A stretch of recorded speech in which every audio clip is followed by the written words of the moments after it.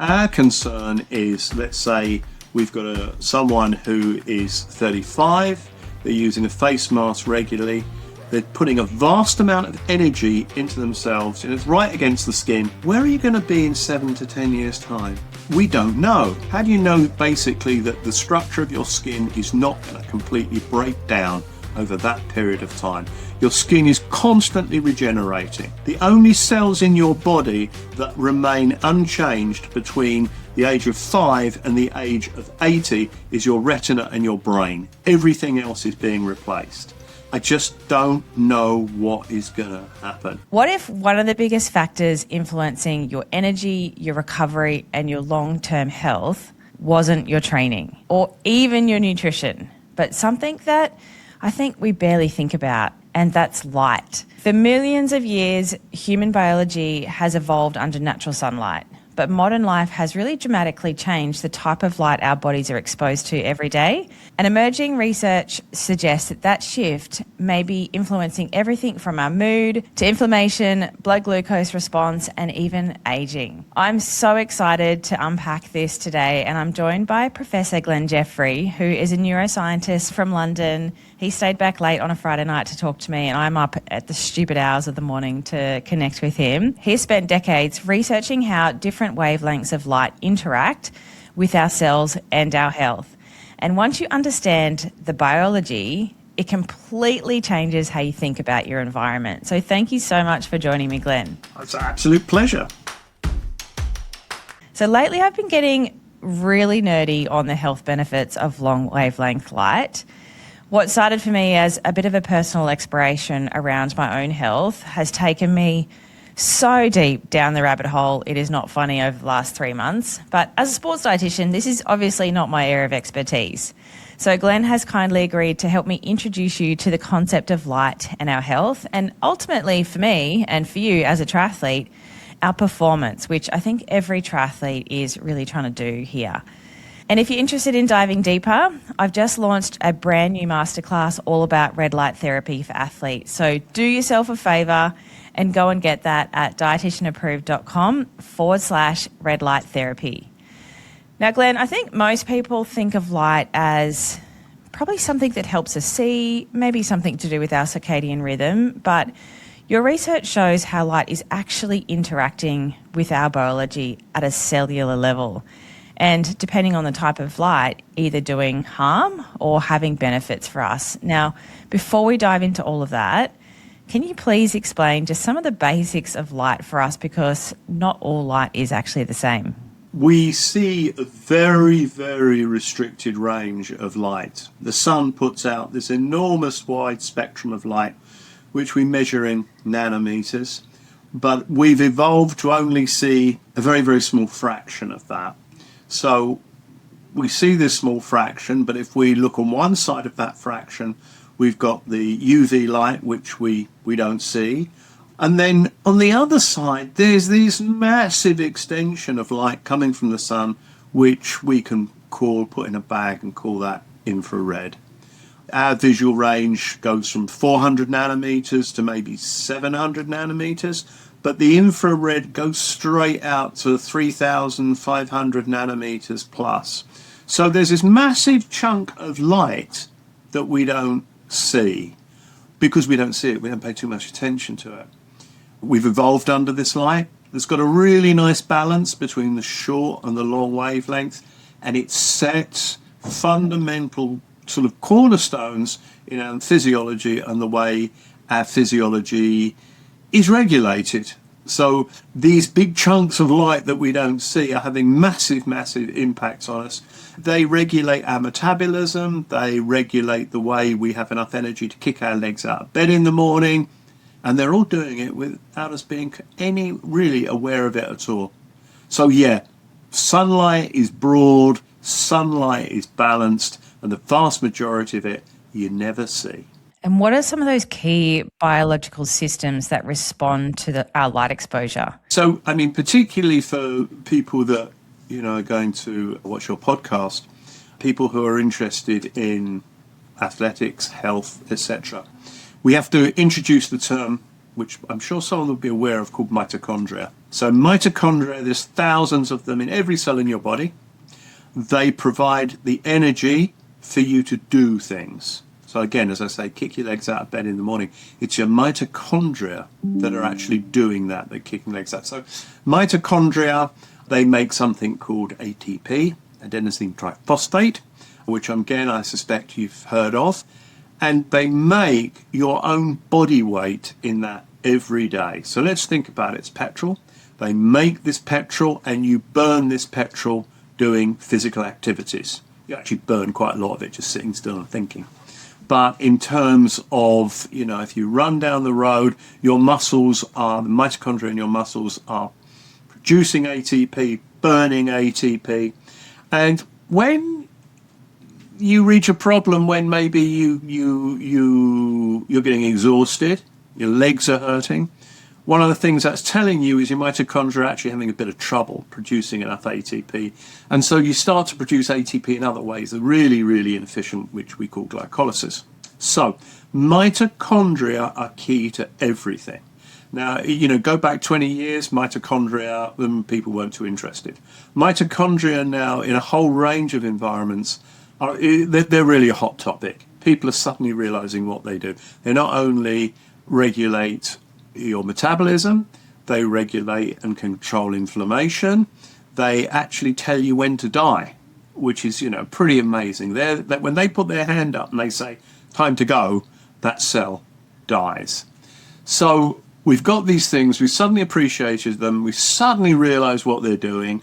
They're regulating our aging, all the things about our quality of life. They are undermined in many diseases. And the key thing about them that we didn't know until really recently is they're watching the light.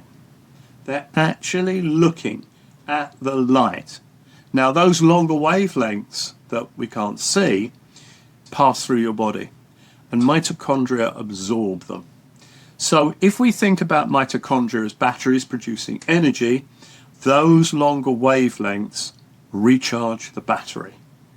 That is really, really important. So, one of the things when people say, what should I do in this situation? We joked, we used to say, get a dog, because then you go out for a walk. It's not a joke anymore. It's really not. So when you are walking down the road, and let's say you've got a few layers of clothing on, it's bright sunlight, you can feel the warmth on your chest through your clothes. That warmth is coming from long wavelength light that you cannot see. So the longer wavelengths are really good. The shorter wavelengths on the other side of our visual range, they're kind of a little bit of a bad news because they tend to discharge the battery. But none of this matters because we've evolved in a world where we've got a balance between long wavelengths and short wavelengths. And biology has lived with that balance for billions of years. It's driven evolution. And my issue, one of the issues that I have at the moment, and what I'm kicking against, is our parents had old incandescent light bulbs that got really hot when you touched them. And they were great because they produced the same wavelengths that sunlight produces. So an incandescent light bulb, which I'm sitting under at the moment, is absolutely great for my mitochondria. The big change came in the early 2000s when we shifted. We suddenly said, why are we producing light that we can't see? That is costing us. So what we're going to do is we're going to make devices that only produce visible light, and that's the LED. So the LED has got no longer wavelengths, none of that infrared whatsoever. And then we've got a problem. We've got our mitochondria saying, hang on, someone's changed the rules. The consequence of that is reduced metabolism, reduced performance. It's there, you can measure it, you can see it. You can see it in individual cells. You can see it in individuals, particularly as they age, because as they age, their mitochondria get a bit frail. So moving into the modern world, the built world, we spend 90% of our time in the built world now, and we're under LED lighting, which our mitochondria don't respond well to. It's not cataclysmic, What it is it's just turning down your efficiency. And it also plays other roles because mitochondria produce ATP, it's the energy, but what do mitochondria need themselves for fuel? And they actually need glucose. So if you turn down the efficiency of your mitochondria, perhaps with a blue light, one of the things that happens is you draw less glucose out of your serum, and so you move towards a pre-diabetic state. Big public health issues, and also issues for individuals that are aging, individuals that are challenged, individuals who are particularly concerned about their performance. So that's the kind of the background biology, and all of that is cemented. It's there, it's a fact, it's published, we know it. Those points are not being debated. This is something that I've been looking at for months, so I'm sitting on the edge of my seat here listening to Glen talk, but this is a big problem. We evolved under natural sunlight.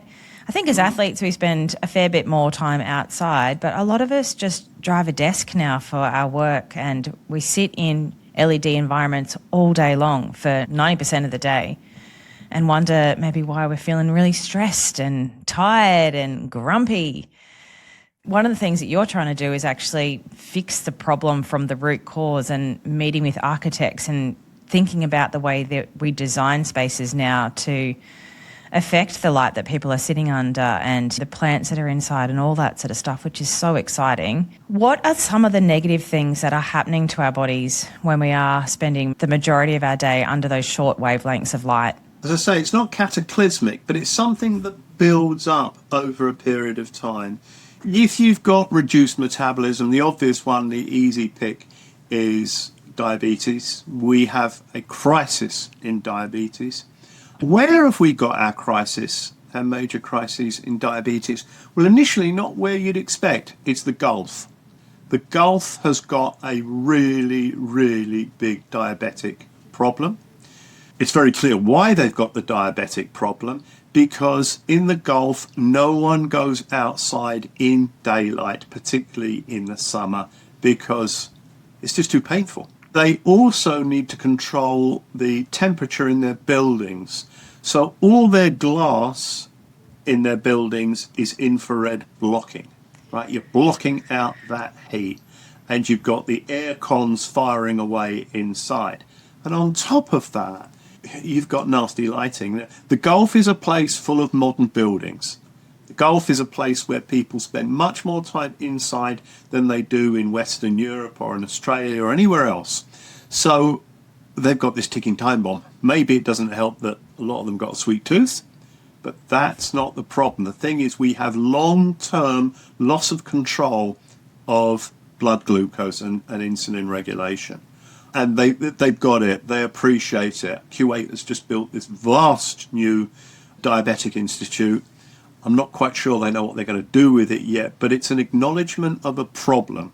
That's the real big thing. Once you acknowledge the problem, you're putting it on the table and you're saying, let's talk about it. This issue crops up in odd places, in odd demographics. It's really clear, though. So other ways, if you think about it, if you look at these vast population studies, all-cause mortality, and that includes cardiovascular disease and cancers, the rate of those diseases is much higher in individuals that spend most of their time inside.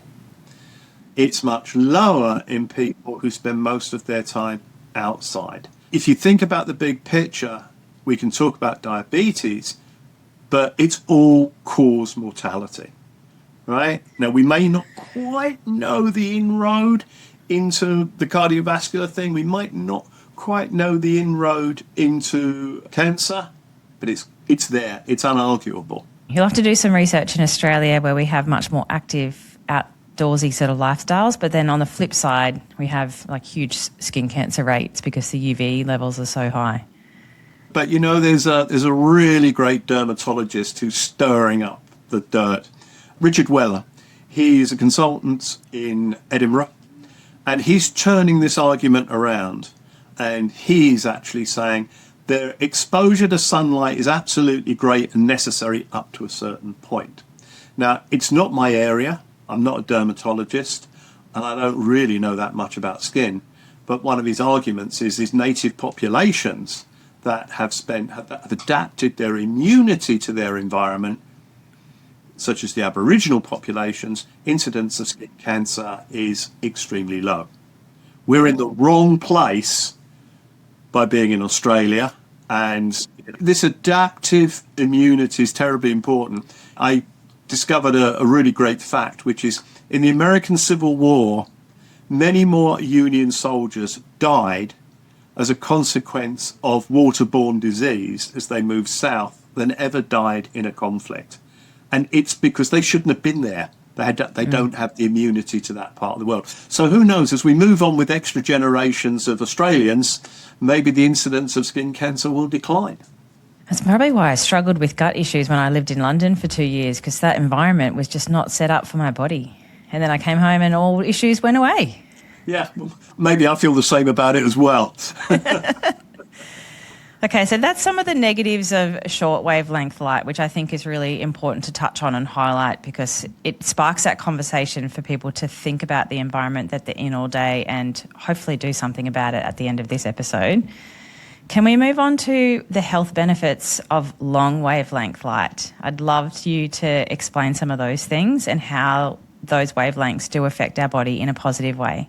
We've got this, it's a simple notion, but it's a correct notion that we're recharging the battery.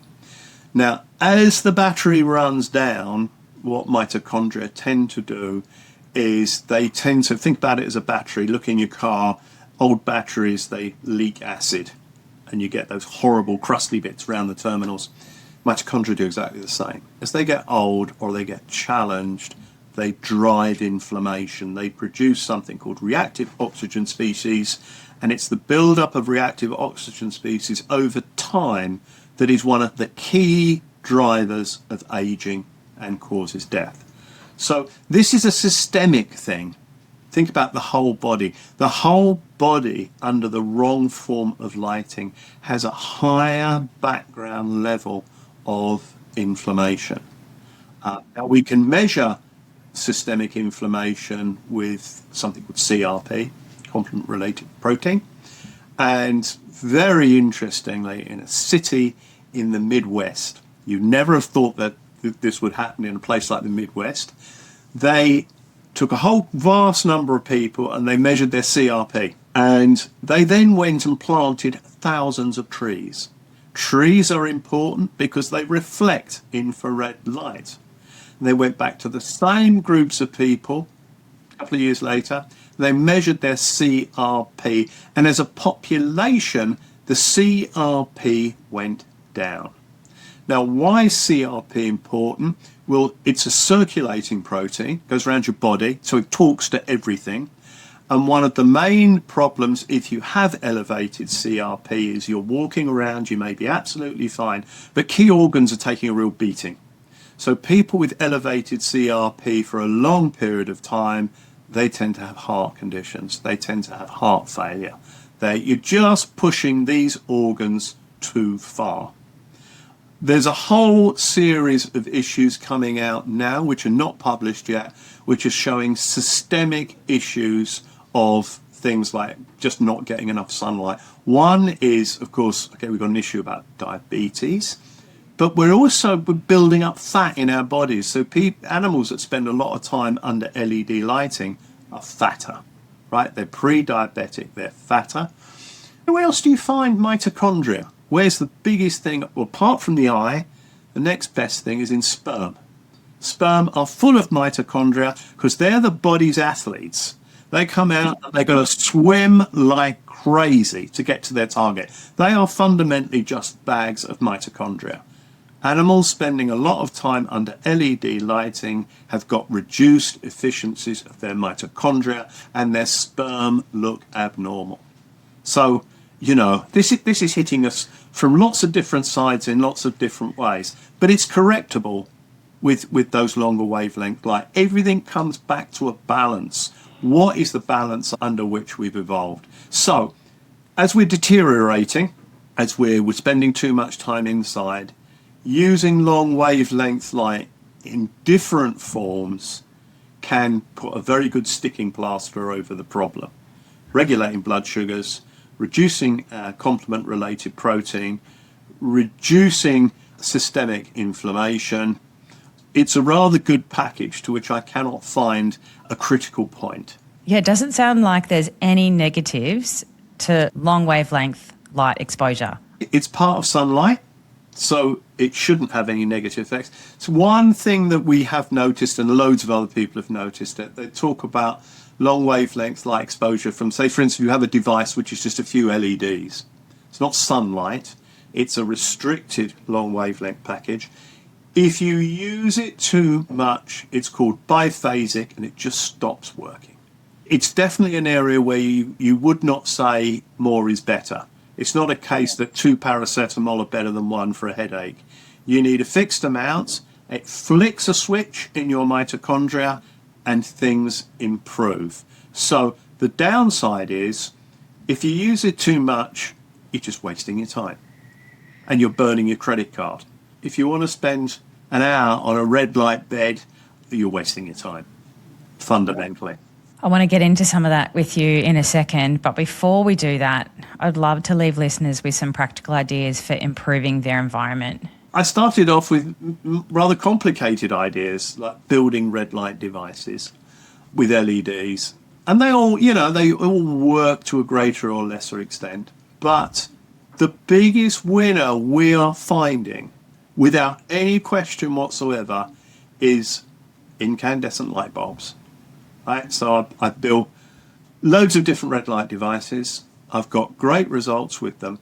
But using an incandescent light bulb, I am getting effects that are considerably better than I've ever got with an LED. They've got a smooth infrared spectrum. They're like the sun. They go out to 3,000 something nanometers.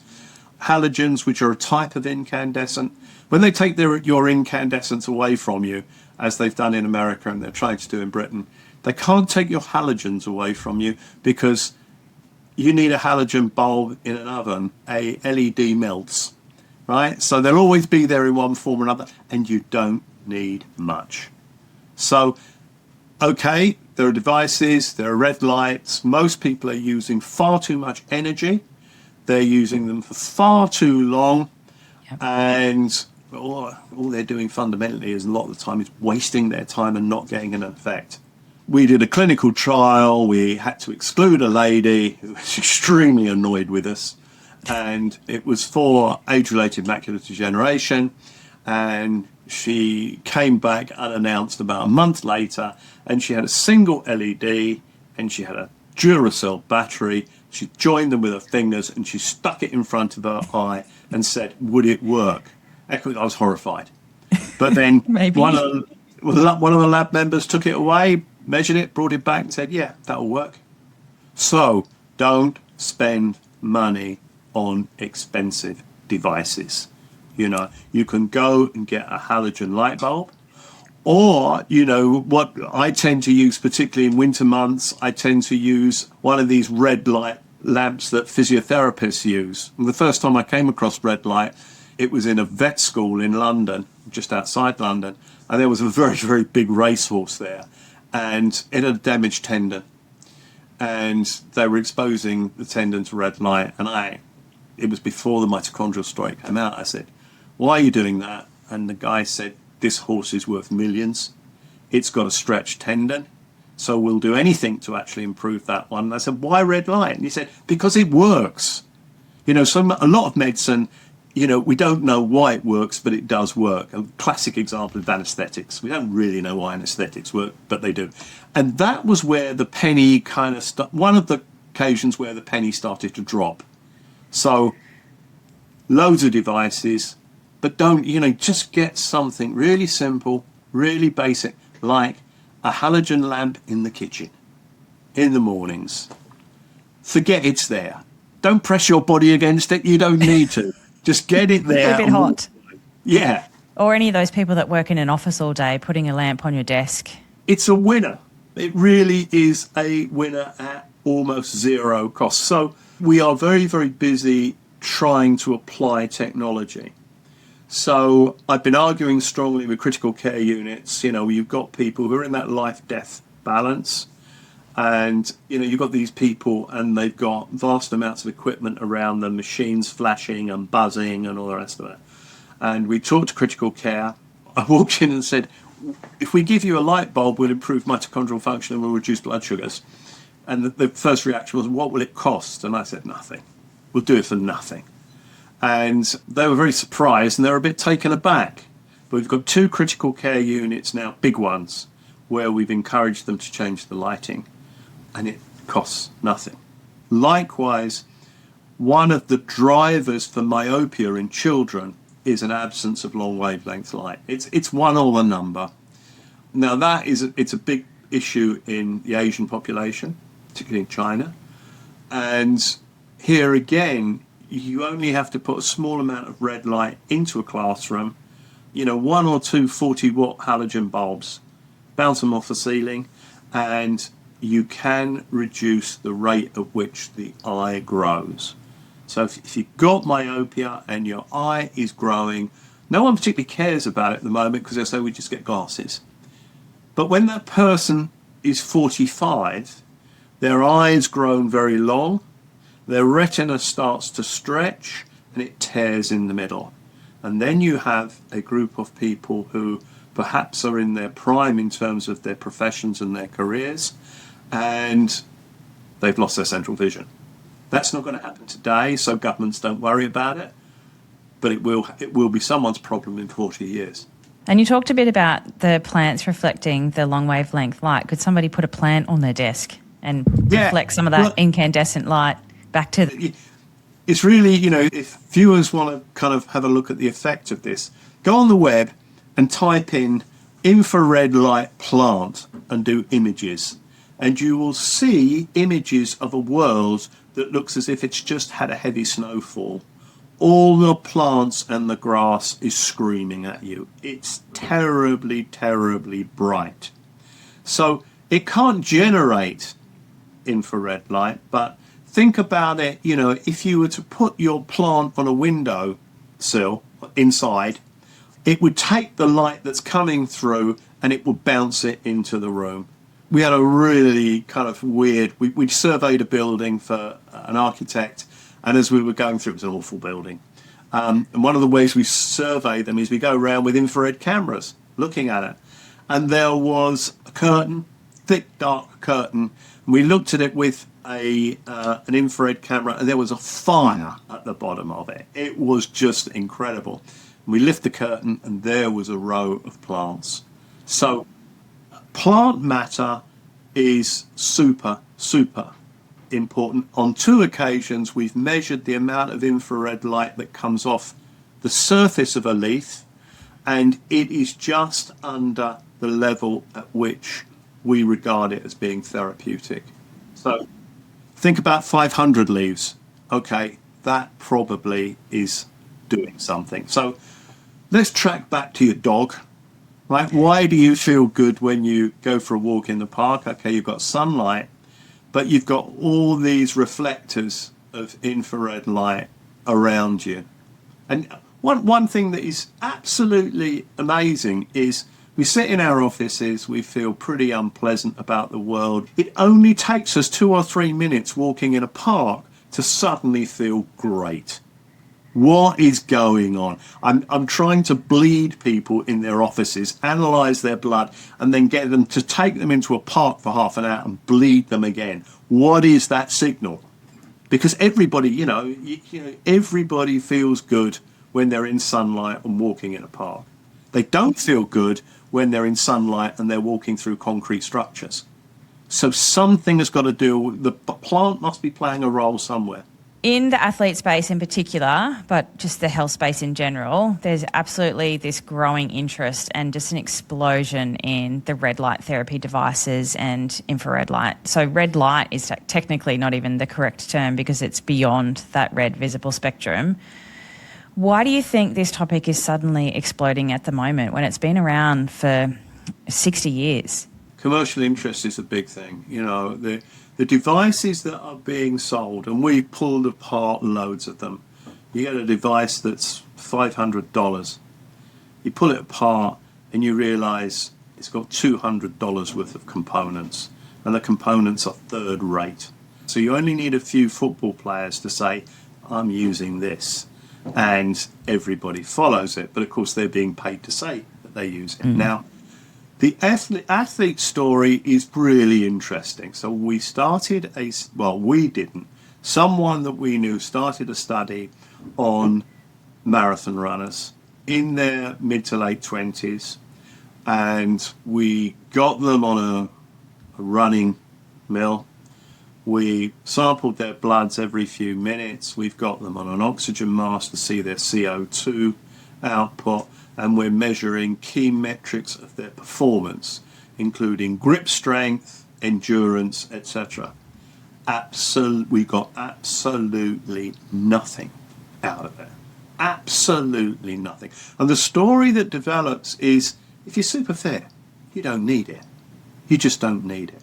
So we turned that round a little bit and said, what about, instead of getting these guys and, giving them loads of red light and then getting them to go on the treadmill, what happens if we take these people after they've been beaten up by running the marathon or by playing for 45 minutes a hard game of football? There you get a really marked effect. Because in many senses, it's like they're old. Their mitochondria have been stressed. Their mitochondria have been beaten up. When you do that, you get an effect, and it's really interesting. So in terms of for use of athletes and similar sports people, what you really need to do is forget about it before you do anything, because your body already is in a very, very good position. You're super fit. You're not super fit when you finish. Your mitochondria are in a really rough time, and they will take time to recover. Your recovery times are quicker in young, healthy people if they have an exposure to long wavelength light after heavy exercise. Right now, if you can get them in that situation, you're reducing the probability of tendon damage in particular. Your recovery time, certainly to get on grip strength, is significantly faster. So we were actually asking the wrong question, and I was a bit dubious about it initially. It's stupid to take super fit people and asking them, can we make you fitter? No, stress them. It's all about stressing people. You can stress them with age, you can stress them with disease. Same sort of situation, or you can stress them with very heavy exercise. We've had a few communications with ice hockey teams in America and with a couple of football teams in the UK. And all we're saying is red light environment just for maybe 15 or 20 minutes in a changing room. You don't even have to see it, right? You can give it in the form of, as I said, an incandescent light bulb. You can give it in the form of actually long wavelength LEDs. So as you're trying to recover, your body's trying to recover after heavy exercise, and what you're really recovering is you're recovering your mitochondria. That is the key thing. Give mitochondria a hand.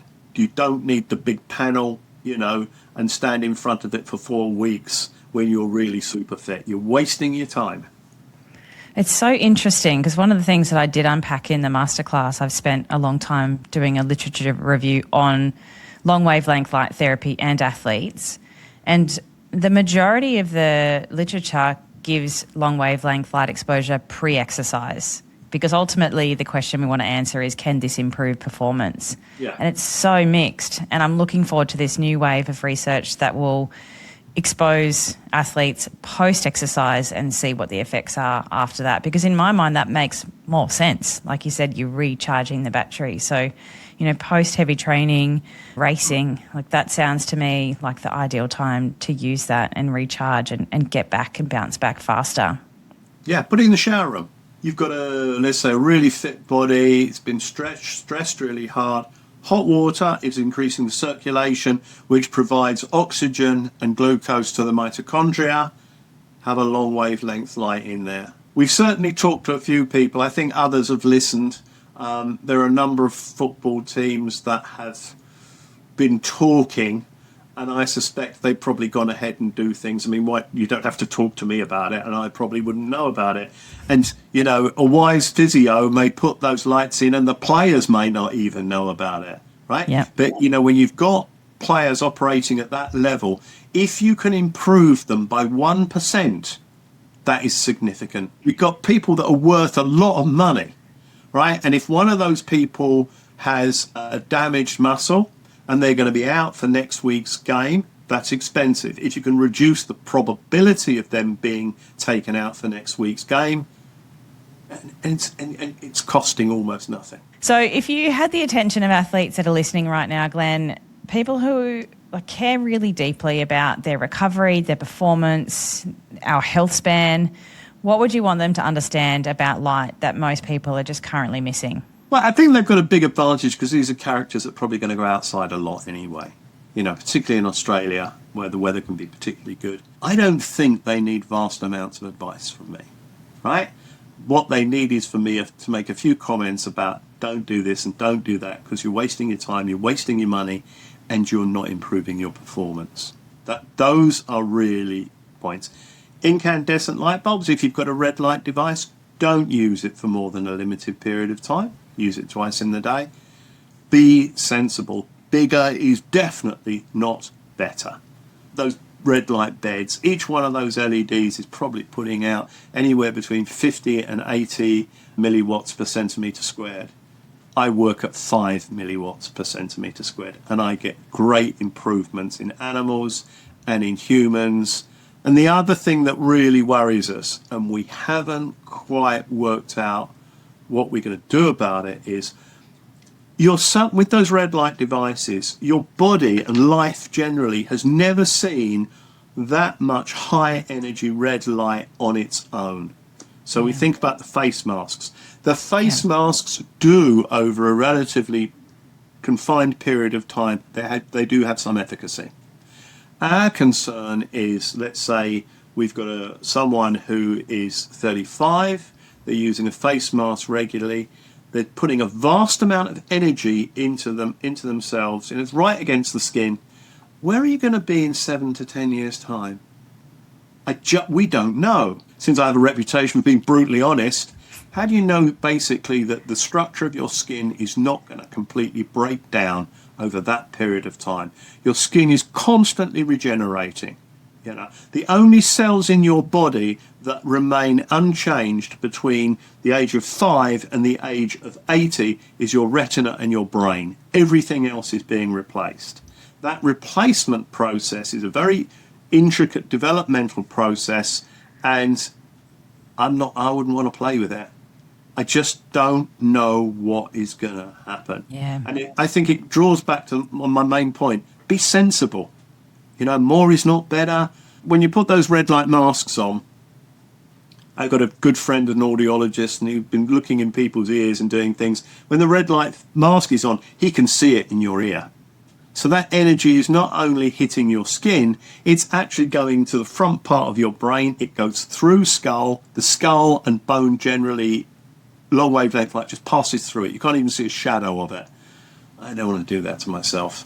I just don't want to do that to myself. You need to wait 10 years for a longitudinal study to see what has actually happened. Yeah, and it's not necessary. You can get similar effects with far dimmer masks. But the trouble from the manufacturer's point of view, if you've got two masks in front of you, one bright and one slightly dim, no one's going to buy the dim one. That's human behaviour, but there's a price for it. Yes. Glen, thank you so much for joining me today. I've learnt so much from not only this conversation, but previous conversations that we've had. And I really appreciate you helping us unpack light and the science behind that and what it does to our health. And once you start digging into the research on specific wavelengths of light and how they interact with mitochondria, things just get so interesting. And it is not just snake oil. There's actually evidence-based information around the benefits of that, which is very exciting. So if this conversation has sparked your curiosity, I spent the last 3 months digging into the athlete literature and have written a deep dive masterclass specifically for athletes on red light and infrared light therapy if you do want to get it. In this masterclass, I break down the science in the exercise performance space, which we haven't tackled too much today, the protocols that they've used in the research, and how athletes can think about applying that in a practical sense without wasting thousands of dollars on a bogus device. So if you'd like to learn more, you can find that link in the show notes or head to dietitianapproved.com/red light therapy. Thank you very much for promoting it.